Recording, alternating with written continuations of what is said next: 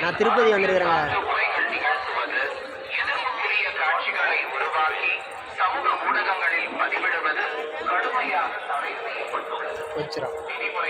நம்மளை தான் சொல்கிறாங்க சோசியல் மீடியாவில் அப்லோட் பண்ணக்கூடாதான். நம்ம ஷூட் பண்ணிகிட்டு இருக்கிறோம், கரெக்டாக சொல்கிறாங்க இந்த மாதிரி அப்லோட் பண்ணக்கூடாது அப்படின்ட்டு.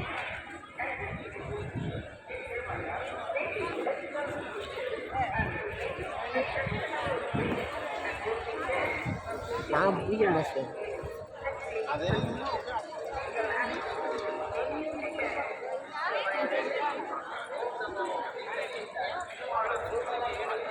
இது அப்படியே ஆப்போசிட்ல இருந்தாண்ட